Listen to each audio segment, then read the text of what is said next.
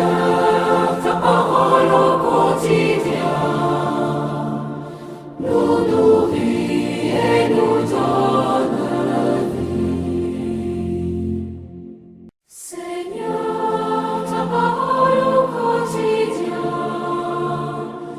nous nourrit et nous donne vie. Lecture du livre du Deutéronome, chapitre 7, versets 6 à 11. Moïse disait au peuple: « Tu es un peuple consacré au Seigneur ton Dieu. C'est toi qui l'as choisi pour être son peuple, son domaine particulier parmi tous les peuples de la terre. Si le Seigneur s'est attaché à vous, s'il vous a choisi, ce n'est pas que vous soyez le plus nombreux de tous les peuples, car vous êtes le plus petit de tous.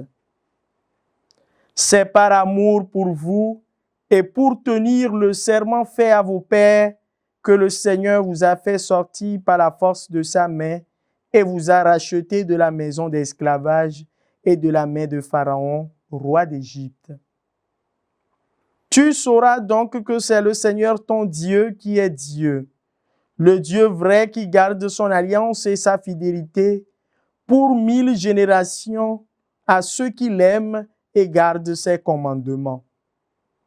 Mais il riposte à ses adversaires en les faisant périr et sa riposte est immédiate. Tu garderas donc le commandement, les décrets et les ordonnances que je te prescris aujourd'hui de mettre en pratique. Parole du Seigneur, nous rendons grâce à Dieu.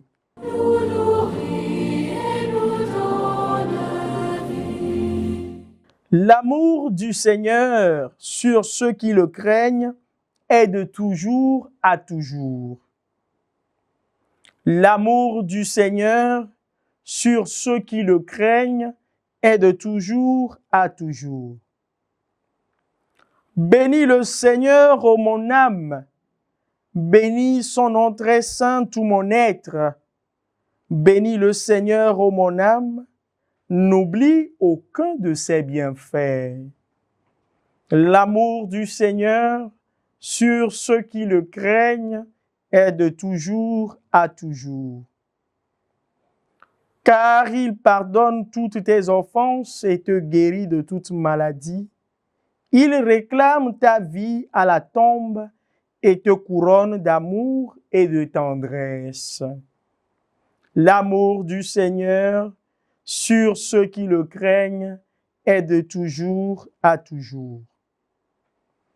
Le Seigneur fait œuvre de justice. Il défend le droit des opprimés. Il révèle ses desseins à Moïse, aux enfants d'Israël, c'est offert. L'amour du Seigneur sur ceux qui le craignent est de toujours à toujours. Le Seigneur est tendresse et pitié, lent à la colère et plein d'amour. Il n'agit pas envers nous selon nos fautes, ne nous rend pas selon nos offenses.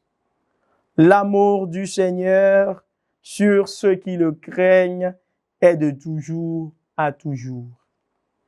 Nous nourrit et nous donne vie. Lecture de la première lettre de Saint Jean, chapitre 4, des versets 7 à 16. Bien-aimés, aimons-nous les uns les autres, puisque l'amour vient de Dieu. Celui qui aime est né de Dieu et connaît Dieu. Celui qui n'aime pas n'a pas connu Dieu, car Dieu est amour. Voici comment l'amour de Dieu s'est manifesté parmi nous. Dieu a envoyé son Fils unique dans le monde pour que nous vivions par lui. Voici en quoi consiste l'amour. Ce n'est pas nous qui avons aimé Dieu, mais c'est lui qui nous a aimés et il a envoyé son Fils en sacrifice de pardon pour nos péchés. Bien-aimés, puisque Dieu nous a tellement aimés, nous devons nous aussi nous aimer les uns les autres. Dieu, personne ne l'a jamais vu. Mais si nous nous aimons les uns les autres, Dieu demeure en nous et en nous, son amour atteint la perfection. Voici comment nous reconnaissons que nous demeurons en lui et lui en nous. Il nous a donné part à son esprit. Quant à nous, nous avons vu et nous attestons que le Père a envoyé son Fils comme sauveur du monde. Celui qui proclame que Jésus est le Fils de Dieu, Dieu demeure en lui et lui en Dieu. Et nous avons reconnu l'amour que Dieu a pour nous et nous y avons cru. Dieu est amour. Qui demeure dans l'amour demeure en Dieu et Dieu demeure en lui. Parole du Seigneur, nous rendons grâce à Dieu. Alléluia, Alléluia, Alléluia. Prenez sur vous mon joug, devenez mes disciples, car je suis doux et humble de cœur. Alléluia, Alléluia, Alléluia.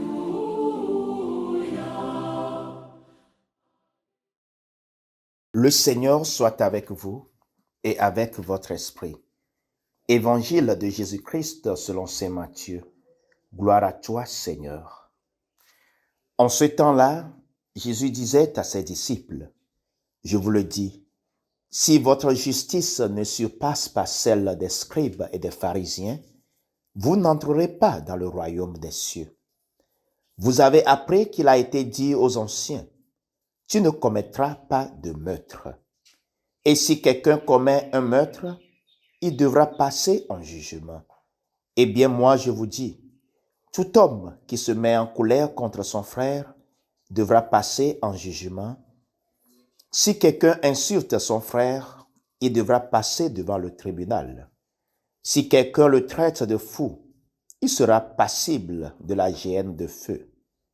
Donc, lorsque tu vas présenter ton offrande à l'autel, si là, tu te souviens que ton frère a quelque chose contre toi, laisse ton offrande là, devant l'autel. Va d'abord te réconcilier avec ton frère et ensuite viens présenter ton offrande.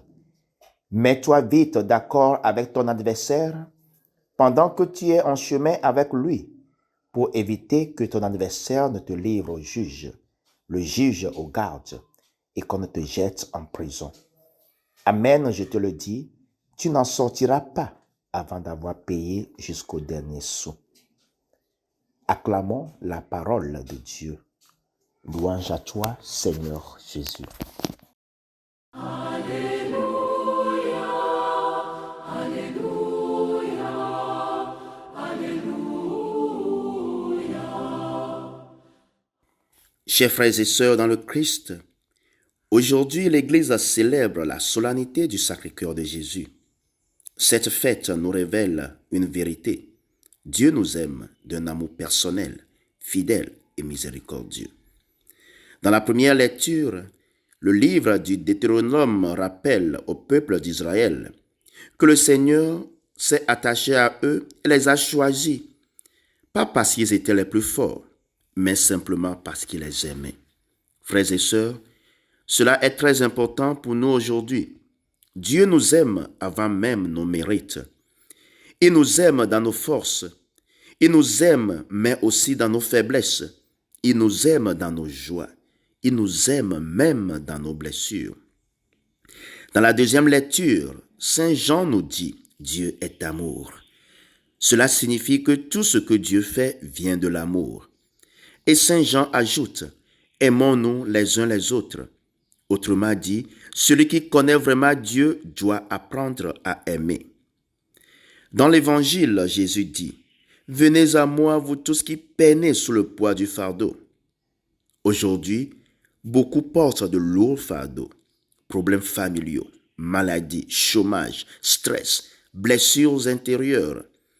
Et Jésus nous dit, « Viens à moi. » Le Sacré-Cœur de Jésus est un cœur ouvert qui accueille tous ceux qui souffrent. Frères et sœurs, la fête du Sacré-Cœur nous appelle à retrouver un cœur semblable à celui de Jésus, un cœur humble, patient, capable de pardonner, capable d'aimer. Demandons au Seigneur un cœur humble et miséricordieux, un cœur capable d'aimer davantage. Amen. Seigneur.